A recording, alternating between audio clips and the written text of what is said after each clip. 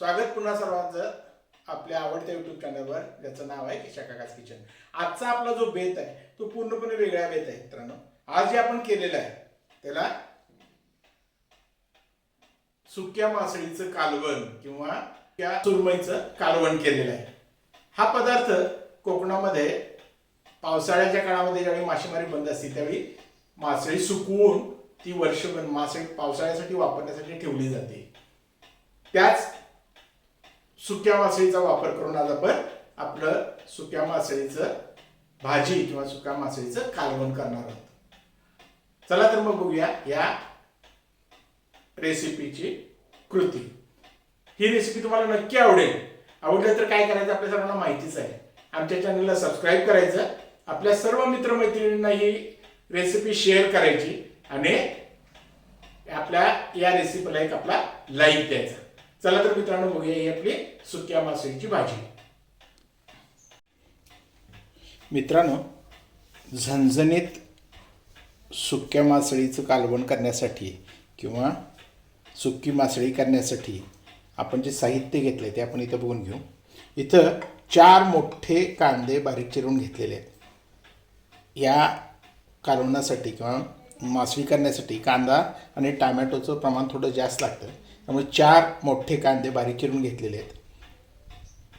3 हिरव्या मिरच्या घेतलेल्या आहेत. त्याच्यानंतर टोमॅटो घेतलेले आहेत 2 मोठे बारीक चिरून.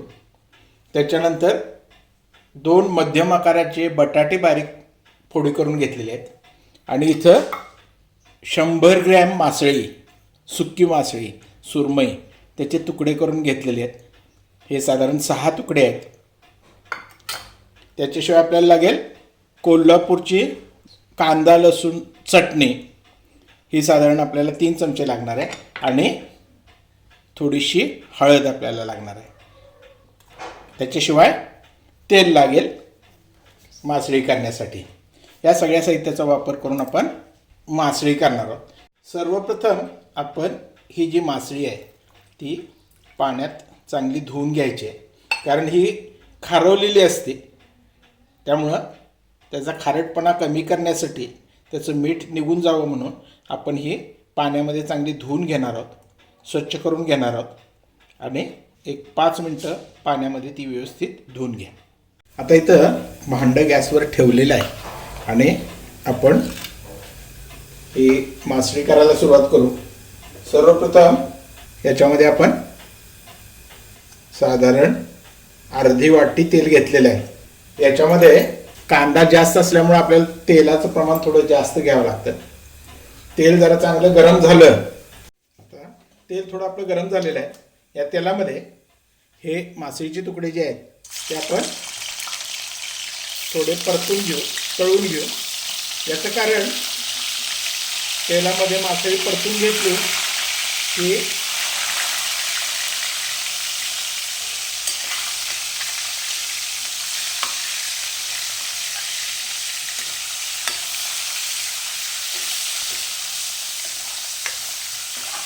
तेलामध्ये मासळी परतून घेतली की मासळीचे तुकडे तसेच राहतात, विरघळत नाही. नाहीतर अनेक वेळेला मासळी करत असताना तसेच जर टाकले तुकडे, तळून घेतल्यामुळं हे तुकडे थोडे फर्म होतात आणि साहजिकच हे आपल्या कांद्यामध्ये परतत असताना विरघळत नाही. आता हे थोडे परतून झालेले आहे. आपण हे बाजूला काढून ठेवू. या तेलामध्ये मिरच्या घालून घेऊ. हा सगळा कांदा जो घेतलेला आहे तो कांदा घालून घेऊ आणि हा कांदा त्या तेलामध्ये व्यवस्थित भाजून घ्यायचा आहे. खारवलेली मासळी करत असताना एक गोष्ट लक्षात ठेवायची की त्याला मीठ असतं वरती लावलेलं, त्यामुळं ती घेत असताना अगदी कमी प्रमाणात घ्यावी लागते. म्हणजे एखाद दुसरा तुकडा जरी तुमच्या भाजीमध्ये असला तरी तुमच्या भाजीला सगळ्या त्या मासळीची चव येत असते. त्यामुळं मासळीचं प्रमाण अगदी थोडं वापरायचं. एखाद दुसरा, जेवढे लोक असतील प्रत्येकाच्या नावाचा एखाद दुसरा तुकडा घेतला तरी तुम्ही बसून. हा कांदा आपल्याला व्यवस्थित ट्रान्सपरंट होईपर्यंत परतून घ्यायचा आहे. आता परतून झालेला आहे. त्याच्यामध्ये आपण पाव चमचा हळद घालून घेऊ, 2 मोठे चमचे कांदा लसूण चटणी घालून घ्यायची आहे, किंवा कोल्हापूरची कांदा लसूण मसाला ज्याला म्हटलं जातं तो घालून घ्यायचा आहे आणि हे व्यवस्थित त्या कांद्याबरोबर परतून घ्यायचं आहे. कांदा लसूण चटणी तुमच्याकडे नसेल तर तुम्ही लाल तिखट वापरलं तरी चालेल. ह्याच्यामध्ये आता आपण टोमॅटो घालून घेतलेला आहे. हे टोमॅटो मऊ होईपर्यंत आपण हे व्यवस्थित मिसळून घ्यायचं आहे, शिजवून घ्यायचं आहे. आता हे परतत असताना लागेल तसं पाणी घालून थोडं थोडं पाणी घाला आणि टोमॅटो चांगला विरघळेपर्यंत हे व्यवस्थित शिजवून घ्या. टोमॅटो आपले भाजत आलेले आहेत. आता त्याच्यामध्ये आपण बटाट्याचे जे तुकडे करून घेतले होते ते बटाट्याचे तुकडे घालून घेऊ आणि हे व्यवस्थित त्याच्याबरोबर परतून घेऊ आणि थोडंसं पाणी घालून गॅस बंद करून हे बटाटे व्यवस्थित याच्याबरोबर शिजवून घेऊ. हे झाकून 10 मिनटं आपण ते बटाटे व्यवस्थित शिजवून घ्यायचे त्याच्याबरोबर. आता आपण बघू हा बटाटा शिजला आहे का. ते बटाटा शिजलेला आहे. आता आपण यामध्ये आपण हे जे सुक्या मासळीचे तुकडे तळून ठेवले होते ते त्याच्यामध्ये घालू आणि या मसाल्याबरोबर हे सगळं मिसळून आपण ही मासळी या मसाल्याबरोबर 5 मिनटं शिजवून घेणार आहोत. व्यवस्थित झाकून हे परत शिजवून घ्यायचं आहे. आता याच्यामध्ये नंतर मीठ चेक करा, कारण खारी मासळी असल्यामुळं अनेक वेळेला त्याला मीठ जर थोडं जरी शिल्लक राहिलं तरी तुमच्या मिठाचं प्रमाण त्यामध्ये जास्त होण्याची शक्यता असते. त्यामुळं करून झाल्यानंतर मीठ चेक करा आणि लागत असेल तर मीठ घाला, लागत नसेल तर वरून मीठ घालण्याची सहसा गरज लागत नाही.